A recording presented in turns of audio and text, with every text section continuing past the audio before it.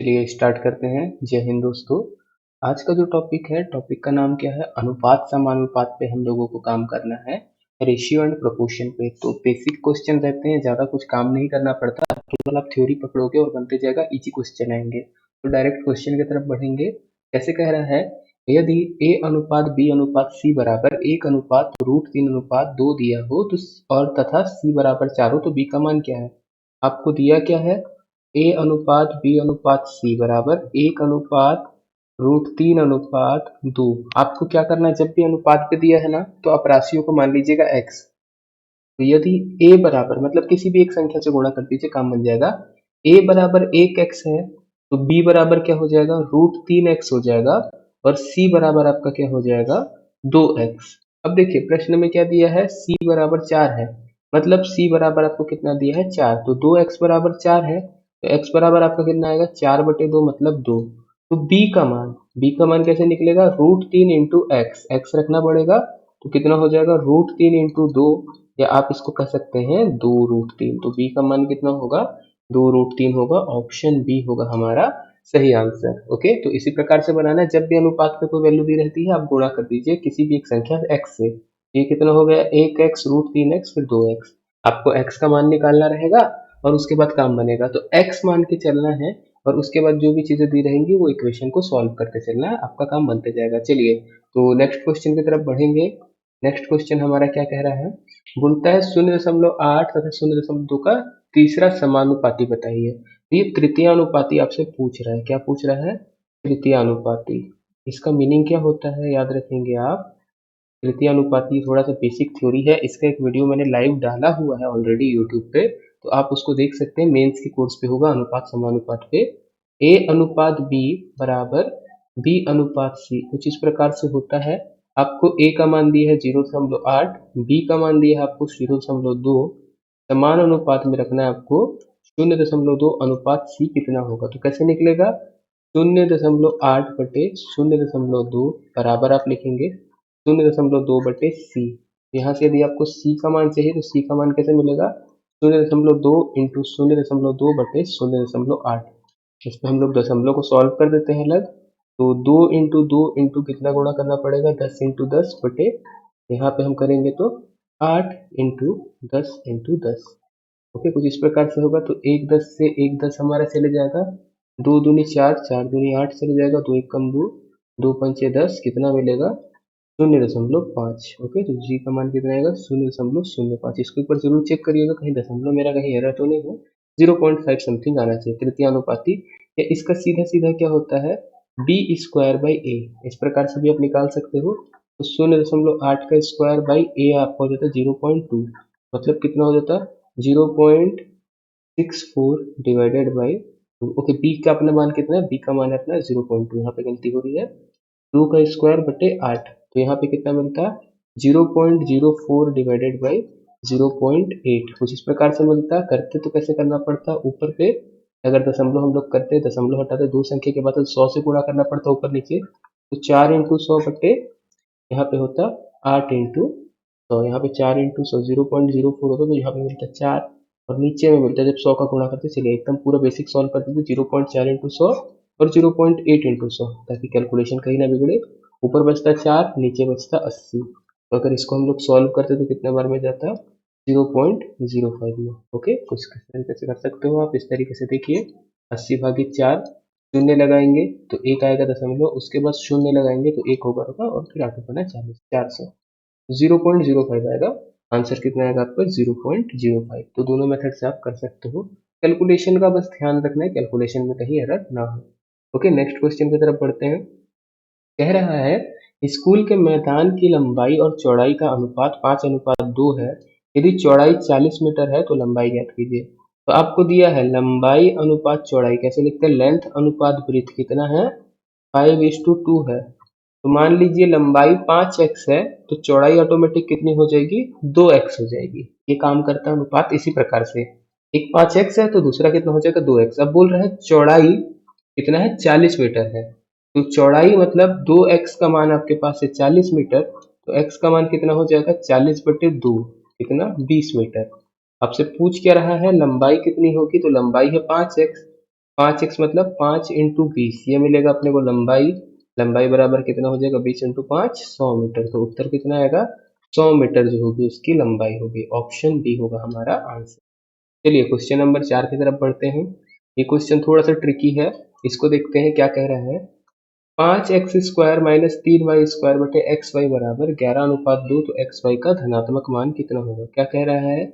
इस पेन का कलर बदलते हैं, ये पेन में अच्छा नहीं आ रहा है, ये नहीं आ रहा है, रेड को लेके देखते हैं। कह रहा है 5x² माइनस 3y² बटे xy बराबर 11:2। पक्षांतर कर दीजिए, तिर्यक गुणा। तो 2 पंचे 10x² माइनस 2 6 6y² बराबर आपका कितना हो जाएगा 11xy। इसको कुछ इस प्रकार से सॉल्व करते हैं हम लोग, और x बटा y हमको लेके आना है। ऐसे करेंगे तो पूरे पक्ष को एक तरफ ले लेते हैं आगे पे। 10x² minus 11xy minus 6y² बराबर 0। आप 11xy, ये 11 को ऐसे तोड़िए कि ये 10 इंटू 6 60 के बराबर पहुंचे, तो उस तरीके से लिखना पड़ेगा ताकि हम लोग कुछ संख्या कॉमन निकाल सके। तो इसको लिख सकते हैं -15xy प्लस 4xy। तो 15xy और प्लस 4xy, तो 15 चौको 60 और 15 में से 4 गया तो 11 बचेगा माइनस 6y²। ओके, इन दोनों से यदि आप x कॉमन निकालते हैं, आपके पास कितना बचेगा 10x माइनस कितना हो जाएगा 15y। 10x माइनस 15y कुछ इस हिसाब से बचेगा। यहाँ से आप 5x कॉमन निकाल सकते हो कि 5x कॉमन निकाल दीजिए, तो 2x माइनस 3y बचेगा। प्लस यहाँ से आप 2 निकाल दीजिए 2y, तो यहाँ पे भी क्या बचेगा 2x माइनस 3y बराबर कितना 0। तो दो इक्वेशन मिलेगी, 5x प्लस 2y बराबर 0, और दूसरी मिलेगी 2x माइनस 3y बराबर 0। तो यहाँ से आप अगर निकालोगे तो 5x बराबर -2y, या x बटे y बराबर आपको मिलेगा -2/5। और यहाँ से यदि आप निकालेंगे तो 2x बराबर 3y, तो x बटे y बराबर आपको मिलेगा 3/2। आपसे पूछ क्या रहा है धनात्मक मान, ये ऋणात्मक मान को आपको नहीं लेना है, काटेंगे। धनात्मक मान कितना आता है x बटे y बराबर 3/2। तो हमारा आंसर क्या आएगा ऑप्शन नंबर सी 3/2। तो ऐसे ही करते हैं हम लोग, नेक्स्ट क्वेश्चन की तरफ बढ़ेंगे। नेक्स्ट क्वेश्चन हमारा कह रहा है यदि 5a प्लस 3b बटे 4a प्लस 7b बराबर 3:4 है तो a अनुपात b कितना होगा। तो कैसे दिया है देखिए, लिखा है 5a प्लस 3b, अनुपात का मतलब एक तरीके से फ्रैक्शन ही होता है फिलहाल जब मैथमेटिकली आप सॉल्व करते हो। 4a प्लस 7b बराबर कितना है 3/4। इसको हम लोग तिर्यक गुणा करेंगे, तो 4 इंटू 5a प्लस 3b बराबर 3 इंटू 4a प्लस 7b, कुछ इस प्रकार से हो जाएगा। तो 20a प्लस 4 12b बराबर 3 चौको 12a प्लस 7 21 भी कुछ इस प्रकार से होगा। ए वाले को एक तरफ ले लीजिए, 20a माइनस 12a बराबर 21b माइनस 12b। इसको करेंगे तो 20 में से 12 गया 8a बराबर कितना हो जाएगा 9b, कुछ इस प्रकार से होगा। तो a बटा b बराबर कितना हो जाएगा आपका 9/8। ए अनुपात b कितना हो जाएगा 9/8। तो हमारा फाइनल आंसर क्या आएगा a अनुपात b 9:8 होगा। तो इसको भी आप लोग चेक कर सकते हैं, कोई तकलीफ नहीं होगी। तो हम लोग आगे बढ़ेंगे। चलिए नेक्स्ट क्वेश्चन कह रहा है वह कौन सी संख्या है जिसे 7 6 7 16 43 79 में जोड़ा जाए कि संख्याएं जो है समानुपाती हो जाए। ओके, तो इसको आप लोग चाहो तो हिट एंड ट्राई मेथड से बना सकते हो, या मान लीजिए कैसे करेंगे, माना वह संख्या क्या है x है, माना वह संख्या x है। तो कैसे लिखेंगे, जोड़ने की बात कर रहा है तो 7 प्लस एक्स बटे 16 प्लस एक्स समानुपाती हो जाए, अर्थात 43 प्लस एक्स बटे 79 प्लस एक्स के बराबर हो जाए। आप इस प्रकार से कर सकते हैं, ज्यादा दिमाग मत लगाइएगा तिर्यक गुणा करने का या ये करने का। हर एक ऑप्शन को ट्राई करिए। जैसे पहले 2 ले लेते हैं, तो 7 प्लस 2 बटे 16 प्लस 2, ये देखिए कितना होता है 7 2 9, 16 2 18, 9/18 होता है, या इसको हम लोग बोल सकते हैं 1/2 अगर हम लोगों का कैलकुलेशन सही है। ऐसे चेक करेंगे 43 प्लस 2 बटे 79 प्लस 2, तो 43 2 45 और 79 2 कितना होता है 81। तो ये एक अनुपात 2 नहीं हो सकता, तो हमारा ऑप्शन ए क्या है गलत है। ऐसे ऑप्शन बी के लिए चेक करेंगे 7 प्लस 3 बटे 16 प्लस 3, तो 7 3 10 बटे 16 3 19। ऐसे चेक करें दूसरे के लिए 43 प्लस 3 बटे 79 प्लस 3, तो 43 3 46 और 79 3 82। तो ऐसे इसका भी नहीं बन रहा है आपका 10/42, तो 10/19 नहीं बन रहा है, तो ये भी गलत है, ऑप्शन बी भी। ऑप्शन सी चेक करते हैं। 7+5/16+5 कितना हो जाएगा? 12/21। 12/21 किसी से कटेगा? 3 चौको 12, 3 सत्ते 21। ऐसे इधर करते हैं। 43+5/79+5, तो 43×5 = 48, और 79×5 5×9 = 14, और 8 84। किसी संख्या से कट रहा है क्या? तो 12 चौको 48, 12×6 = 72, 12×7 = 84। तो देखिए इधर भी 4/7 है, इधर भी 4/7 है, तो कौन सा ऑप्शन आपका सही होगा? ऑप्शन नंबर सी होगा आपका सही आंसर। ऑप्शन नंबर सी या 5 वो संख्या है जिसको यदि सभी संख्या में जोड़ दिया जाए तो हमारी संख्याएं जो है समानुपाती हो जाएंगी। नेक्स्ट क्वेश्चन की तरफ बढ़ेंगे। बोल रहा है दो संख्या 3:5 में है, यदि दोनों में से 9 घटा दिया जाए तो नई संख्या 12:23 के अनुपात में हो जाएगी, तो छोटी संख्या कौन सी है? तो कैसे करेंगे? 3:5 दिया हुआ है, तो मान लेते हैं वो संख्या क्या है? 3x है तथा 5x है। x का हमने क्या किया? गुणा कर दिया। अब बोलता प्रत्येक में से 9 घटा दिया जाए, मतलब 3x-9/5x-9 ऐसा कर दिया जाता है, तो नया संख्या का अनुपात क्या है? 12:23। तो ये बराबर कितना हो जाता है? 12:23। देखिए जो लाइन थी उसको हमने इक्वेशन पे लिख दिया, 3:5 को, एक 3x थी, दूसरी 5x है, दोनों में से 9 घटा दिए, तो 9 घटाने पे क्या होता है? 12:23 का अनुपात मिल जाता है। तो ये गुणा करेंगे, 23 × 3x-9 बराबर 12 × 5x-9। चलिए करते हैं। तो 23 दिया 69x, माइनस इधर कर देंगे 9 दिया 27, 9 दूनी 18, 2 20, 207 बराबर 12×5 60x माइनस 12 108। कुछ इस प्रकार से बनेगा। पक्षांतर कर देते हैं। 69x माइनस 60x बराबर 207 माइनस 108। कुछ इस प्रकार से मिलेगा। तो 9x बराबर आपको मिलेगा, 17 में से 8 गया 9, और 9, इसके बाद आपका बचेगा 99। तो x की वैल्यू कितनी आएगी? 99/9 मतलब 11। आपसे पूछ क्या रहा है? छोटी संख्या कौन सी है? तो 3x छोटी होगी कि 5x छोटी होगी? 3x छोटी होगी, तो 3x आपको निकालना है, तो 3 × 11 कितना मिलेगा? 33। तो हमारा उत्तर क्या आएगा? 33 होगी वह संख्या जो छोटी है। बड़ी वाली कौन सी होगी? 55 होगी। ओके, नेक्स्ट क्वेश्चन की तरफ बढ़ेंगे हम लोग। बोलता है दो संख्याओं के योग का वर्ग उनके गुणनफल का 4 गुना है, तो उन संख्याओं का अनुपात कितना होगा? तो मान लेते हैं, माना संख्या कितनी है? x है। माना संख्या हमारी कितनी है? x है। तो उनके योग का वर्ग, ओके x नहीं, सॉरी x मानने से नहीं बनेगा। संख्या a है तथा b है, दो संख्या मानना है, तो a तथा b है, तो उनके योग का वर्ग कह रहा है, मतलब a प्लस बी का स्क्वायर, ये आपको बता रहा है उनके गुणनफल का 4 गुना है, बराबर 4 इंटू ए बी बोल रहा है। इस प्रकार से आपको बोल रहा है, तो आपको बताना उन संख्याओं का अनुपात कितना होगा। तो ए अनुपात बी पूछ रहा है, तो आप a प्लस बी को होल स्क्वायर लगा दीजिए। A square plus B square plus 2ab बराबर कितना मिलेगा? 4ab। इसको फिर से हम लोग करेंगे, तो A square plus B square minus 2ab बराबर आपको कितना मिलेगा? 0। ट्रांसफर कर दिए हैं। इसको हम लोग कितना लिख सकते हैं? a माइनस बी का होल स्क्वायर बराबर 0, या फिर आप इसको क्या लिख सकते हैं? a माइनस बी बराबर कितना? 0। तो यहाँ से आपको क्या मिलेगा? a बराबर b।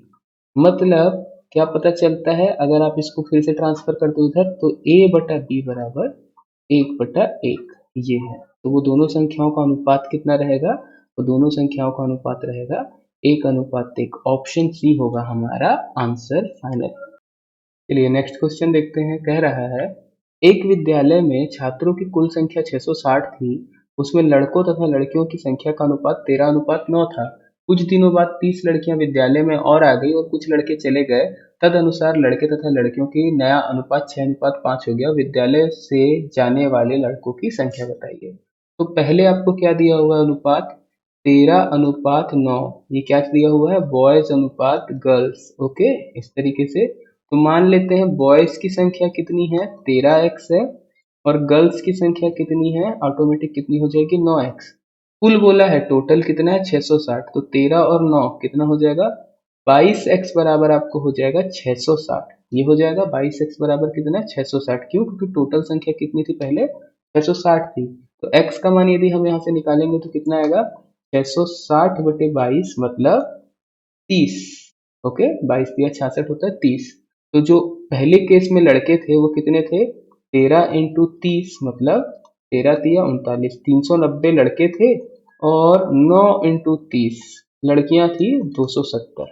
ये पहले की परिस्थिति है जब 390 लड़के और 270 लड़कियां थी।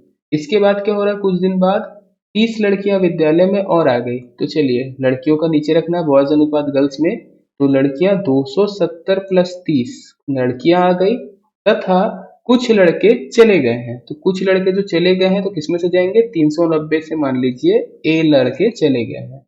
तो नया अनुपात कितना हो जाता है आपका, 6:5 हो जाता है। जैसे जैसे इक्वेशन है वैसे वैसे मैं लिखते जा रहा हूँ, जैसे जैसे बोला गया वैसे वैसे हर एक लाइन को हम लोग स्टेटमेंट पे लिख रहे हैं। आपको बोल रहा है विद्यालय से जाने वाली लड़कियों का बताइए क्या है संख्या। तो इसको सॉल्व करना पड़ेगा। तो इसको हल्का सा और सिंप्लीफाई कर लेते हैं, 390 माइनस ए बटे यहाँ पे कितना हो जाएगा, 270 प्लस 30 300 बराबर 6/5। इसको यदि हम लोग करेंगे तो 5, 390 माइनस ए बराबर 6 कितना हो जाएगा 1800। यहाँ पे कर लेते हैं तो 0 5 नाम 45, 5 दिया 15 और 4 19, 1950 माइनस ए बराबर 1800। कहीं पे गलती तो नहीं है, 5 नाम 45, इधर देखेंगे 6 18, कोई भी गलती अभी तक तो नहीं दिख रही है। एक बार दोबारा चेक कर लेते हैं, 5 ओके 5 ए का मल्टीप्लाई होता तो 5 ए मिलता।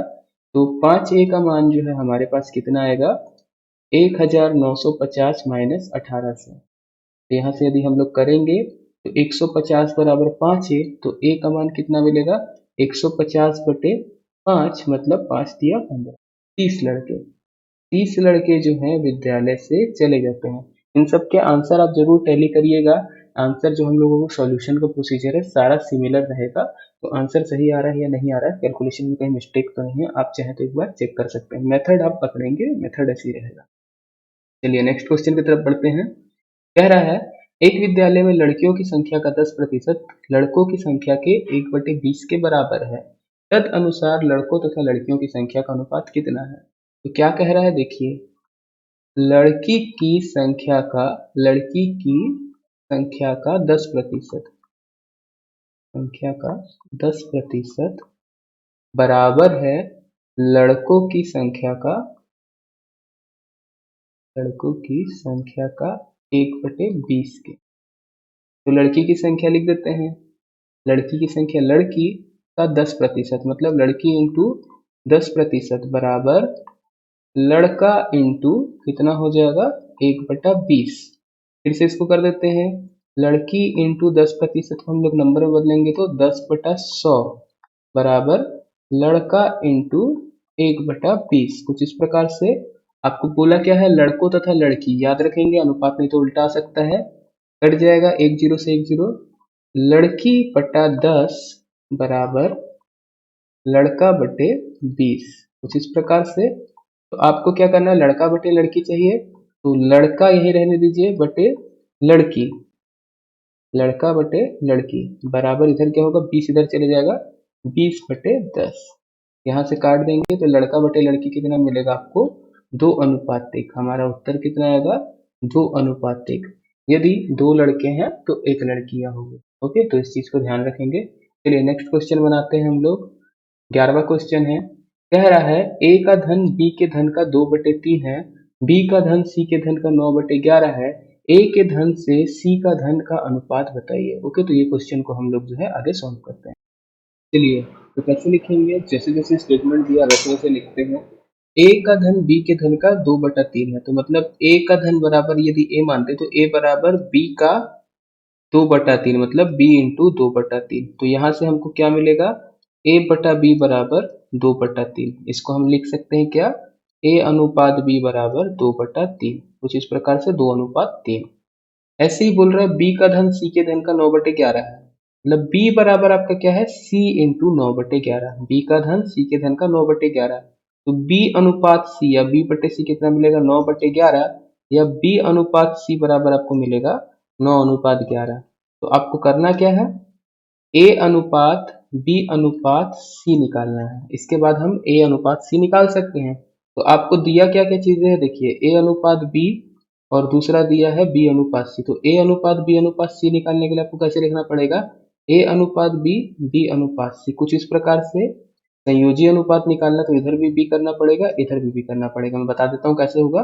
तो आप लिखेंगे कैसे, इसको ऐसे लिखेंगे कुछ, ए अनुपात बी अनुपात सी, जो जो वैल्यू दी है, पहले क्या दिया है 2:3, इधर खाली है तो आप क्या डालोगे 3, पहले वाले में 3 खाली था, ऐसे बी अनुपात सी कितना दिया है 9:11, इस तरफ नहीं है कुछ भी तो यहाँ पे आप क्या डालोगे, इसके पहले वाली वैल्यू 9, एक ऊपर नीचे गुणा करोगे तो 11 तिया 33 अनुपात 9 तिया 27 अनुपात 2 नाम 18। ऐसी कोई संख्या है क्या जो तीनों संख्या को काट दे, तो हम लोगों को 6 दिख रही है क्या, 6 नहीं 3 दिखती है, 3 छंग 18, 3 नाम 27 और 3 11 33, तो 6 अनुपात 9 अनुपात 11 क्या होगा, ये ए अनुपात बी अनुपात सी होगा। तो जब आपको ए अनुपात बी अनुपात सी मिल गया है, ए अनुपात बी अनुपात सी मिल गया है, आपसे पूछ क्या रहा है, ए का धन और शेष सी के धन के साथ अनुपात बताइए, मतलब ए अनुपात सी पूछ रहा है, कितना आएगा 6:11, हमारा ऑप्शन सी होगा करेक्ट आंसर, तो इसको ध्यान से बनाएंगे। चलिए नेक्स्ट क्वेश्चन कह रहा है 7,000 की राशि ए बी सी में इस प्रकार विभाजित की गई है कि ए तथा बी का अंश 2:3 अनुपात में तथा बी तथा सी का अंश 4:5 में है, बी का हिस्सा बताइए। तो आपको ए अनुपात बी दिया है कितना 2:3 और बी अनुपात सी दिया है आपको कितना 4:5। तो जब भी हम लोगों को ऐसा काम करना है क्योंकि तीनों में बढ़ रहा है तो हम लोगों को ए अनुपात बी अनुपात सी निकालना पड़ेगा, तो कैसे निकलेगा, संयोजी अनुपात 2:3, इधर भी क्या करेंगे 3 और इधर क्या दिया है 4:5, बी अनुपात सी, तो इधर क्या करेंगे आप 4 करते हैं तो ऊपर नीचे गुणा होगा तो 2 5 15, 3 चौको 12 और 2 चौके 8, कोई ऐसी संख्या क्या जो आपस में काट रही है, ये नहीं है। तो ए अनुपात बी अनुपात सी कितना बनेगा 8:12:15, आपको डायरेक्ट बी का हिस्सा पूछ रहा है।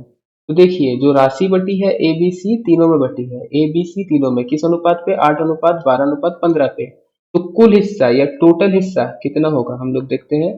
तो टोटल हिस्सा ए प्लस बी प्लस सी होना चाहिए, ए प्लस बी प्लस सी, और उसमें बी का हिस्सा कितना है 12 है, तो बी का भाग कैसे लिखेंगे हम लोग देखते हैं। तो बी का भाग आपको कैसे मिलेगा, बी का हिस्सा मतलब 12 बटे टोटल हिस्सा ए प्लस बी प्लस सी मतलब 8 प्लस 12 प्लस 15 इनटू जो आपकी राशि थी कितनी थी 7,000, आप इसको 7,000 से गुणा कर दीजिएगा, मैं एकदम शॉर्ट में करा दे रहा हूँ इसको ताकि दिक्कत ना हो। तो 12 8 20 20 15 35 इंटू 70,000, तो 35 एकम 35, 7,000 का 35 गुनी 70, तो 200 बचेगा, तो 12 इंटू 2 2400, 2,400 जो है वो बी का हिस्सा होगा। इस प्रकार से आप निकाल सकते हो, अदरवाइज आप चाहते तो 8x 12x और 15x मान के आप निकाल लेते x का मान, फिर 12x का मान निकालते तब भी कोई दिक्कत नहीं जाती, ये भी तरीका सही है। चलिए नेक्स्ट क्वेश्चन है, एक आदमी अपने 7 बेटों 3 बेटियों और 5 भतीजों के बीच बांटने के लिए 12,600 रुपए की राशि छोड़ता है। यदि हर बेटी को हर भतीजे से 3 गुना राशि मिले और हर बेटे को हर भतीजे से 7 गुना राशि मिले तो बेटी का हिस्सा क्या होगा। तो ऐसे क्वेश्चन को कैसे बनाएंगे देखते हैं। यहाँ पे ध्यान से अगर आप देखेंगे तो बेटी का हिस्सा भी भतीजे से कंपेयर किया, भतीजे से 3 गुना है, और बेटे का हिस्सा भी भतीजे से किया है 7 गुना। तो हम लोग क्या मान लेते हैं, मान लीजिए हर भतीजे को x रुपए मिला, ओके, तो बेटी को कितना मिल रहा है भतीजे से 3 गुना, देखिए तो बेटी को कितना मिलेगा, हर बेटी को मिलेगा 3 गुना मतलब 3x रुपए। ऐसे ही हर बेटे को भतीजे से 7 गुना मिल रहा है, तो हर बेटे को कितना मिलेगा आपके पास 7x रुपए। अब देखते हैं भतीजे कितने थे, तो 5 भतीजे थे, तो भतीजों में कुल राशि कितनी बटी है 5x, बेटी कितनी है तो 3 बेटी है, तो हर बेटी में कितनी राशि बटेगी तो 3x इंटू 3 मतलब 9x रुपए। और उसके बाद बेटे कितने हैं 7 बेटे हैं, तो एक बेटे का 7x रुपए, तो ऐसे 7 बेटे का कितना हो जाएगा 49x रुपए हो जाएगा। तो कुल जो प्रॉपर्टी है वो 5x plus 9x plus 49x रुपए में बटेगी। टोटल अगर हम बोलेंगे तो टोटल भाग कितना बनेगा 5x plus 9x plus 49x रुपए कुछ बनेगा।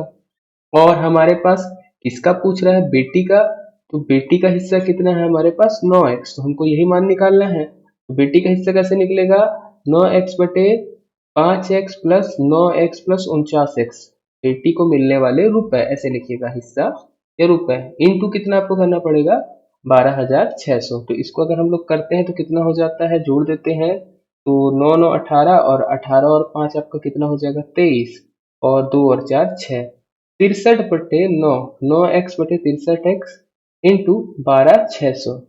इस प्रकार से करेंगे, x से x कटेगा, 9 एक कम 9, 9 7 63, तो 12,600/7। यहाँ पे आप भाग दे देंगे, आपका काम बन जाएगा। तो चलिए दे देते हैं, 12,600 से 7 से देंगे तो 7 एक कम 7, इसके आगे हमारा जा रहा है क्या, एक बार कैलकुलेशन हम लोग चेक कर लेते हैं। चलिए, तो 7 एक कम 7, कितना बचेगा यहाँ पे, 5 बचेगा, 6 उतरेगा, 7 ही 8 56, कट जाएगा। उसके बाद 2 शून्य है, तो 2 बार शून्य, तो जो 9x का मान है, 9x का मान अपना कितना आता है, 1,800 रुपए। तो 9x, या हम लोग जो निकाले थे हर बेटी का हिस्सा 3x रुपए, 3 बेटियों को मिला था 9x रुपए, तो जो 3 बेटियों को कीमत मिलती है वो कितनी मिलती है, 1,800 रुपए मिलती है। ये 3 बेटियों द्वारा प्राप्त की राशि है। आपसे पूछ क्या रहा है, हर बेटी का हिस्सा। ये 3 बेटियों में 1,800 रुपए बटा, तो एक बेटी में कितना बटेगा, तो 1,800/3 मतलब 600 रुपए। तो फाइनल आंसर कितना आएगा हमारा, 600 रुपए आएगा। तो कैलकुलेशन का काम है, थोड़ा बहुत हौच पौच बन रहा होगा तो उसको आप थोड़ा सा इग्नोर करके चलेंगे। अभी तबीयत का थोड़ा सा इशू चल रहा है, बाकी कोई चीज की दिक्कत नहीं, धीरे धीरे आ जाएंगी, सारी चीजें क्लियर होते चलेंगी। आपको लगेगा, आप एक बार रिवाइज करके देखिएगा, आ जाएगा ये यूनिट से। चलिए, फिर है क्वेश्चन, एक व्यक्ति अपने 4 मित्रों में अपने पेन को 1/3 अनुपात 1/4 अनुपात 1/5 अनुपात 1/6 के अनुपात में बांटे, तदनुसार उस व्यक्तियों के पास पेनों की न्यूनतम संख्या कितनी होनी चाहिए। मतलब उसके पास कितने ऐसे पेन हो कि वो 4 लोगों में 1 अनुपात 1/3 अनुपात 1/4 अनुपात 1/5 अनुपात 1/6 में बांट सके। तो इसको भी हम लोग बनाने की कोशिश करते हैं, कैसे बनाएंगे देखते हैं। तो ऐसे क्वेश्चन के लिए आपको क्या है, इनका अनुपात निकालना पड़ेगा। जैसे ए अनुपात बी अनुपात सी अनुपात डी आपको निकालना पड़ेगा। तो ए बराबर कितना दिया है, 1/3, बी बराबर 1/4, सी बराबर 1/5 और डी बराबर 1/6। तो इनका जो है आपको फ्रैक्शन निकालना पड़ेगा, तब जो है हमारा काम बनेगा। तो इसको फ्रैक्शन निकालने के लिए हम लोग क्या कर सकते हैं, इसका गुणा करेंगे। ओके, गुणा करेंगे बोल रहा था, एलसीएम लेंगे। किसका एलसीएम लेंगे, 3 4 5 और 6 का एलसीएम। तो 3 4 5 6 का एलसीएम कितना आ जाएगा, 3 चौको 12 पंचे 60। ओके, आपको क्या करना पड़ेगा, सब जगह आप 60 रखिए, 1 से गुणा करिए, बटे 3 अनुपात 60 इंटू 1/4, ये हम लोग किए हुए हैं क्लासेस में एलसीएम के टाइम पे। 60 इंटू 1/5 अनुपात 60 इंटू 1/6। जो हमारा फ्रैक्शन में अनुपात था, उसको हम लोग क्या कर रहे हैं, एक साधारण संख्या में बदलने की कोशिश कर रहे हैं। तो यहाँ से करेंगे तो कितना मिलेगा, 20 अनुपात 4 का करेंगे तो 15 अनुपात 5 से भाग देंगे तो 5 एकम 5, 12 पंचे 60, और 6 से करेंगे तो 10। तो ए अनुपात बी अनुपात सी अनुपात डी कितना होगा, 20 अनुपात 15 अनुपात 12 अनुपात 10। इनको आप जोड़ दीजिए तो आपको पेनों की संख्या मिल जाएगी। जोड़ेंगे क्यों, क्योंकि यही बस तो बंटवारा करना है आपको, न्यूनतम पेनों की संख्या चाहिए थी, न्यूनतम बोला था, अधिकतम तो आंसर नहीं आएगा, न्यूनतम। तो न्यूनतम यही अनुपात है जिसमें वो पेने बढ़ सकती हैं, 20 अनुपात 15 अनुपात 12 अनुपात 1। तो पेनों की संख्या क्या होगी, इनका योग। अब जोड़ देंगे, 20 15 12 10, जो भी वैल्यू आएगी वो आपका आंसर होगा। तो 5 2 7 और 2 3 5, 57 पेन होगी हमारी फाइनल आंसर। 57 पेन होगी जो उस व्यक्ति को बांटना चाहिए, न्यूनतम उसके पास होने चाहिए। तब जो है ये 1/3 1/3 अनुपात 1/4 अनुपात 1/5 अनुपात 1/6 के अनुपात पे बांट पाएगा। ओके, चलिए नेक्स्ट क्वेश्चन की तरफ पढ़ते हैं। ये वाले क्वेश्चन आते हैं, क्वेश्चन नंबर 15 जो है हमारे पास, इस तरीके के क्वेश्चन आते हैं, इसको ध्यान से पढ़ेंगे। कह रहा है, एक थैले में रुपए, रुपए मतलब 1 रुपए, ओके, 50 पैसे 25 पैसे के सिक्कों का अनुपात 5:6:8 के अनुपात में है। यदि कुल राशि 240 हो तो 25 पैसों के सिक्कों की संख्या बताइए। तो कैसे लिखोगे, 1 रुपए के सिक्के, 50 पैसे के सिक्के और 25 पैसे के सिक्के, इसका अनुपात दिया है। सिक्कों की संख्या का अनुपात देखिएगा, देखिए एक संख्या का अनुपात होता है और एक मान का अनुपात होता है, तो ये दोनों में फर्क रहेगा। 1 रुपए को हम लोग क्या लिख देते हैं, 100 पैसा, क्योंकि कैलकुलेशन में ऐसे ही करना पड़ेगा। तो 100 पैसे का सिक्का, 50 पैसे का सिक्का अनुपात 25 पैसे का सिक्का, सिक्कों की संख्या का अनुपात कितना दिया है, 5:6:8 दिया है। और टोटल राशि आपको बताया है कितनी है, 240 है। तो 100 रुपए के यदि 5 सिक्के हैं तो कितना मान बनेगा उसका रुपए में, 500 पैसा। ऐसे ही 50 पैसे के यदि 6 सिक्के हैं, अगर 50 पैसे का एक सिक्का तो 50 पैसा, तो 6 सिक्का है तो 300 पैसे की वैल्यू होगी उसके मान के बराबर। ऐसे ही जो हमारा 25 पैसे के 8 सिक्के हैं उनका मान कितना होगा 200। मतलब 100 वाला ज्यादा मान रखता है एक सिक्का, तो 100 इंटू 5 कितना 500 मान हुआ। ऐसे 50 वाला 6 300 मान, और 25 वाला 6 कितना हो गया 800 मान हो गया। ये सारी वैल्यू किस में आ रही है, पैसे में आ रही है, याद रखना ना। तो अगर हम लोग बोलेंगे मान के हिसाब से कि थैली में कुल कितने सिक्के हैं या कितना रुपए है, तो 500 पैसे को हम लोग लिख सकते हैं 5 रुपए अनुपात 3 रुपए अनुपात 2 रुपए। ये रुपए के अनुपात पे आ गया है, 5 अनुपात 3 अनुपात 2, ये रुपए में है। तो आप लोगों के पास टोटल राशि कितनी है 240। आपको पूछ रहा है 25 पैसे के सिक्कों की संख्या ज्ञात कीजिए। तो पहले 25 पैसे के सिक्के का मान कितना है वो निकाल लेते हैं। तो कैसे करेंगे, 5x plus 3x plus 2x, ये रुपए के मान में आ रहा है, बराबर कितना वैल्यू आती है हमारी 240। तो 5 3 8 2 10, 10x बराबर हमारे पास कितना आता है 240। तो x बराबर कितना हो जाएगा 240 बटे 10 मतलब 24। x का मान आ गया। आपसे पूछ रहा है 25 पैसे के सिक्कों की संख्या, तो पहले बताइए 25 पैसे के सिक्कों ने कितना मान योगदान दिया। तो 25 पैसे के सिक्के देते हैं 2x योगदान। मतलब 25 पैसे 2x मतलब कितना रुपए देते हैं 2x अर्थात 48 रुपए का योगदान देते हैं 25 पैसे। ओके, 25 पैसे कितना देते हैं 2x अर्थात 48 रुपए का अनुदान देते हैं या 48 रुपए का योगदान देते हैं। आपको ये बताना है अब सिक्के की संख्या कितनी है। ओके, तो 48 रुपए बनाने में 25 पैसे के कितने सिक्के लगेंगे वो देखना पड़ेगा। ओके, ये थोड़ा सा यहीं पे कॉन्सेप्चुअल है, फिर से समझिएगा। दोबारा मैं सारी चीजों को हाईलाइट करता हूँ। देखिए संख्या है 5 अनुपात 6 अनुपात 8 में सिक्कों का मान कितना था 100 पैसा 50 पैसा 25 पैसे का। तो उनके मान का अनुपात निकालना पड़ेगा पहले। तो मान का अनुपात कितना बनता है 500 अनुपात 300 अनुपात 200 या 5 अनुपात 3 अनुपात 2। ये रुपए में मान जो है, तो यदि 100 रुपए का सिक्का 5 रुपए देता है तब 50 पैसे का सिक्का 3 रुपए देता है और 25 पैसे का सिक्का तब 2 रुपए का योगदान करता है। ऐसे था। इस प्रकार से राशि हमारे पास टोटल कितनी होगी 240। तो हमको ये निकालना पड़ रहा था पहले कि जो टोटल 240 है तो इनका एक्चुअल में योगदान कितना है। तो 5x 3x 2x करके हमने क्या x का मान निकाला। x का मान निकालते उसके बाद देखते 25 पैसा कितना योगदान देता है। तो 25 पैसा इस 240 रुपए में 48 रुपए का योगदान देता है। ओके, यहां से थोड़ा सा ट्रिक काम करेगा। अब पकड़ते हैं हम लोग दोबारा। 1 रुपए बनाने में 25 पैसे के कितने सिक्के लगेंगे, 1 रुपए में 25 पैसे के कितने सिक्के लगेंगे। 25 पैसे के 4 सिक्के लगेंगे। कैसे 4 सिक्के लगेंगे, क्योंकि 100 सिक्के लगते हैं। तो 48 रुपए बनाने में कितने लगेंगे, 48 रुपए में 25 पैसे के कितने सिक्के लगेंगे, 1 रुपए में 4 सिक्के। तो 48 रुपए में 4 इंटू 48 सिक्के लगेंगे। तो इसको कर लेते हैं, चारों अट्ठे 32, 4 चौको 16, 3 19, 192 192 सिक्के हमारे रहेंगे 25 पैसे के उस थैले में। तब कहीं जाके 148 रुपए सॉरी 48 रुपए जो है उसका मान बनेगा।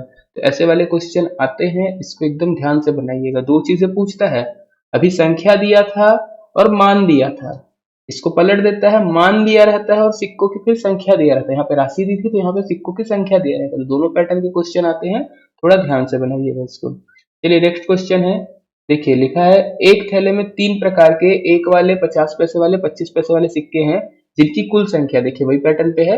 अब संख्या दिया है। ओके, तो हम लोग 1 रुपए वाले को मान लेते 100 पैसा, 50 पैसे वाले को 50 पैसा और 25 पैसे वाले को 25 पैसा। कुछ सिक्के दिए हैं, हम लोगों को नहीं पता कितने हैं। टोटल सिक्कों की संख्या आपको दी है। सिक्कों की संख्या कितनी है 175 है। ओके, प्रत्येक सिक्कों का मूल्य यदि बराबर हो तो थैले में सिक्कों की संख्या बताइए। क्या बोल रहा है, प्रत्येक सिक्कों का मूल्य बराबर है। ओके, यदि 100 रुपए वाला 1 रुपए क्या देता है योगदान, तो 50 पैसे वाला भी कितना देगा मूल्य में 1 रुपए देगा, और 25 पैसे वाला भी कितना देगा मूल्य में 1 रुपए का योगदान देगा।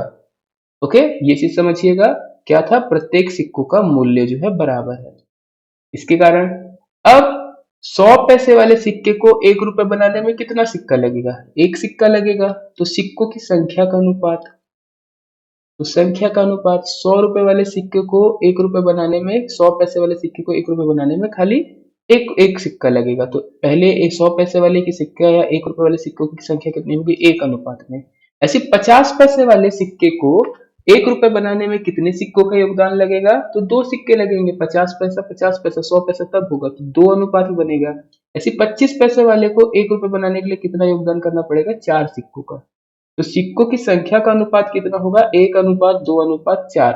तो मान लीजिए 100 पैसे वाले x सिक्के हैं, तो 50 पैसे वाले 2x होंगे और 25 पैसे वाले कितने होंगे? 4x। ये टोटल सिक्के कितने हैं हमारे पास? 175। ओके, तो इसको अगर हम लोग करते हैं तो x 2x 4x, 4 तो 6 1, 7x बराबर 175। तो x का मान कितना आएगा? 175/7, मतलब 7 दूनी 14, आपके पास बचेगा 3 और 7 पन्ना 35। x का मान आता है 75। आपको बताना है थैले में कुल मिलाकर कितना मूल्य है। तो x का मान आ गया हमारे पास 25। तो इस हिसाब से यदि हम देखेंगे तो 1 रुपए के कितने सिक्के होंगे? 1 रुपए के होंगे 25 सिक्के। ऐसी 2 रुपए के कितने सिक्के होंगे? 25 दूनी 50 सिक्के, और सॉरी 50 पैसे के कितने होंगे? 50 सिक्के होंगे। और 25 पैसे के कितने होंगे? तो 25 चौको 100 सिक्के होंगे। तो यदि हम बोले तीनों का मूल्य बराबर था, तो यदि 25 सिक्के हैं तो मूल्य कितना देगा? मूल्य कहाँ कितना देगा? ये देगा 25 रुपए, ये भी देगा 25 रुपए, और ये भी देगा 25 रुपए। तो टोटल अपने पास कितना हो जाएगा? तो टोटल हो जाएगा हमारे पास 25 + 25 + 25, 25 25 50, 25 75। ऑप्शन में कितना आएगा हमारे पास? 75 रुपए। तो ये दोनों क्वेश्चन को बड़े ध्यान से बनाइएगा, बड़े प्यार से बनाइएगा, बहुत जरूरी क्वेश्चन है। यही तरीका आपको मिलेगा हर पुस्तक में। इसके अलावा आप कोई शॉर्ट ट्रिक मत करिएगा, आराम से ये चीजें आ जाएंगी धीरे धीरे। अगर एक बार में नहीं आती, 2 बार आप देखिएगा, और उसके बाद भी नहीं समझ में आता तो आप डायरेक्ट पूछ सकते हैं फिर। चलिए क्वेश्चन नंबर 17 बोलते हैं, ए तथा बी की आय का अनुपात और बी तथा सी की आय का अनुपात 3:2 है। तदनुसार यदि ए की आय का तिहाई भाग सी की आय का चौथाई भाग से 1000 अधिक हो तो बी की आय कितनी है, ये बताइए। ओके, तो इसको सॉल्व करते हैं। चलिए, तो कैसे दिया है? ए की आय तथा बी की आय का अनुपात बी तथा सी की आय का अनुपात 3:2 है। मतलब ए अनुपात भी आपको दिया है 3:2, और बी अनुपात सी भी आपको दिया है कितना? 3:2। तो सबसे पहले हमको क्या करना पड़ेगा? ए अनुपात बी अनुपात सी संयोजी अनुपात निकालना पड़ेगा। तो लिख देते हैं 3:2, इधर भी कितना हो जाएगा? 2। फिर है 3:2, इस तरफ कितना हो जाएगा? ए के लिए 3 करेंगे तो 4 6 और 9, तो 9:6:4 बनेगा। फिर क्या बोलता है? ए की आय का तिहाई भाग सी की आय के चौथाई भाग से 1000 अधिक है। तो ए की आय हमारी आती है 9x, बी की आती है 6x और सी की आती है 4x रुपए। ए की आय का तिहाई भाग मतलब 9x इंटू 1/3, सी की आय के चौथाई भाग से मतलब सी की आय 4x इंटू 1/3 कितना अधिक है? 1000 अधिक है, इसलिए दोनों का अंतर 9x into 1/3 minus 4x into 1/4 चौथाई भाग है, बराबर कितना आता है? 1000।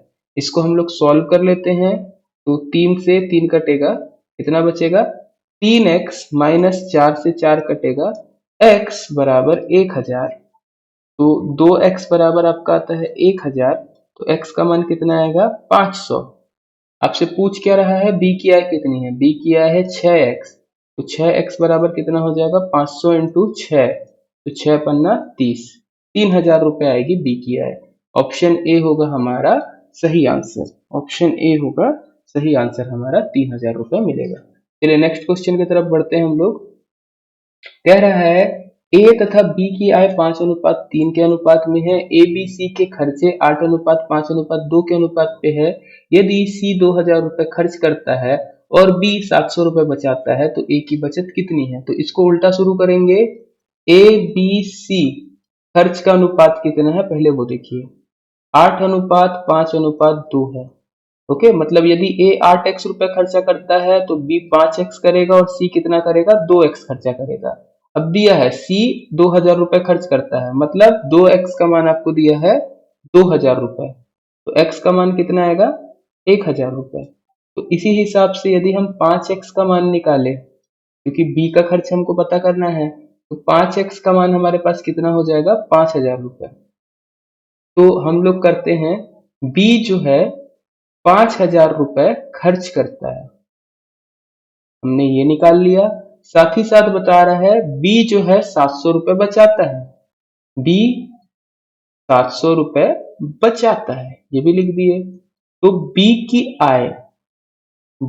आय कितनी होगी हमारे पास, ये निकालना पड़ेगा। तो बी की आय कितनी हो जाएगी, 5000 प्लस 700। ये कहाँ से होगा, क्योंकि जो भी आय आएगी उसका ये तो खर्च करेगा तो बचाएगा, तो कितना हो जाएगा 5700 रुपए। ये बी की इनकम हो गई। अब वापस जाते पहली लाइन में, ए तथा बी की आय का अनुपात 5:3 के अनुपात पे है। तो आय के लिए ए अनुपात बी या ए बटा बी कितना है, 5/3 के अनुपात पे। मतलब यदि ए 5x है तो बी कितना है 3x। अब देखिए 3x का मान आपको दिया है कितना, 5700। लिख देते हैं 3x बराबर 5700। तो x का मान कितना आ जाएगा, 5700/3। तो 19 दूनी 38, 19 या 57। तो x का मान आएगा 1900। तो a की आय जो 5x है, 5 इंटू एक्स करेंगे तो कितना हो जाएगा, 5 इंटू 1900, 19 × 5 = 9500। 9500 रुपए क्या होगा, ये a की आय होगा, a की आय। ओके, आपसे पूछ क्या रहा है, a की बचत कितनी है। तो एक बचत यहाँ पे कर लेते हैं साइड में। a की बचत, बचत कैसे निकलेगी a की, तो आय माइनस व्यय से निकलेगी बचत। तो आय हमारे पास आ गई है 9500 रुपए। ए का व्यय हम कहीं से निकाल सकते हैं क्या, जी बिल्कुल। खर्चा हमारे पास यहाँ पे कितना है 8x, और खर्चे के टाइम पे हमारा x का मान कितना आया था 1000। तो खर्चा कितना करता है वो 8000 रुपए। तो 8000 है उसका व्यय, और आय है 9500। तो खर्चा कितना हो गया, आय हो गई 9500, व्यय हो गया 8000, तो बचत कितनी हो गई 1500 रुपए। तो ये होगा 1500 रुपए आंसर। ओके, तो आज के लिए इतना ही। अभी थोड़ी मेरी तबीयत डाउन चल रही है, तो हो सकता है वीडियो में थोड़ा सा परफॉर्मेंस में गड़बड़ चल रहा हो, बट वो सारी चीज़ों को आप थोड़ा सा इग्नोर करके शांति से देखिएगा, वीडियो समझ में आ जाएगी। अगर कहीं पे भी दिक्कत होगी तो हम लोग संडे कर लेंगे। तो अनुपात समानुपात में इतना ही था।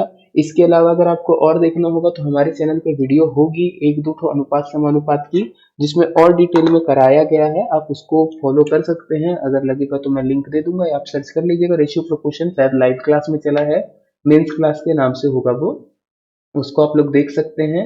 अगर वो नहीं दिखेगी तो बता दीजिएगा, मैं उसका भी लिंक आप लोगों को प्रोवाइड कर दूंगा। तो अब इतना ही था आज की वीडियो के लिए। जय हिंद।